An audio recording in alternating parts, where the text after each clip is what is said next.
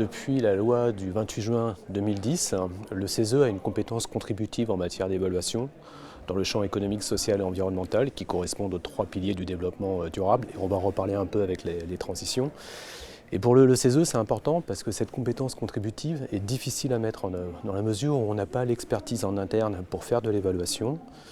Et du coup, lorsqu'on a eu cette compétence, on s'est rapproché des différents acteurs qui font de l'évaluation. Et parmi ces acteurs, un des principaux, c'est notamment la SFE, parce que cette association regroupe une multitude et une diversité d'acteurs publics qui fait de l'évaluation. Et pour nous, c'est une ressource qui est vraiment fondamentale, parce que lorsqu'on traite d'une saisine, on a besoin d'eux pour déjà connaître si des évaluations ont été réalisées et si éventuellement on pourrait faire lancer des évaluations communes avec ces fameux acteurs.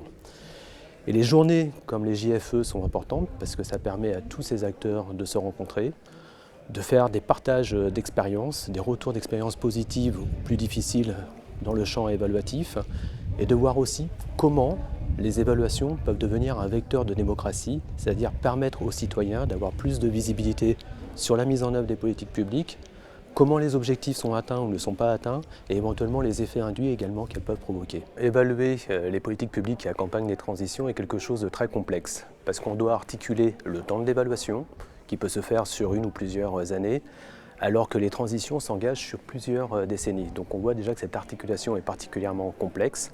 De plus, ce sont souvent des politiques qui sont des politiques interministérielles, donc il y a une multitude de données qu'il faut récupérer, pouvoir traiter.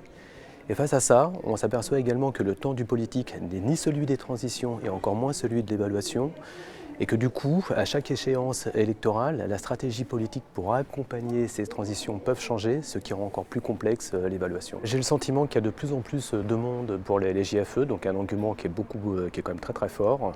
Je me suis également rendu compte que dans l'hémicycle, il y avait autant de jeunes que de personnes un peu moins jeunes, et qu'également la parité était particulièrement respectée, qu'il y a quasiment autant d'hommes que de femmes.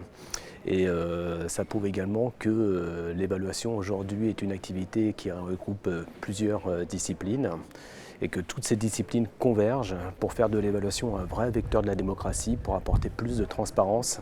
Et cette transparence sera à même d'améliorer la confiance des citoyens envers les politiques publiques qui sont actuellement déployées. La bienveillance constructive et le fait de partager avec une communauté élargie la culture de l'évaluation.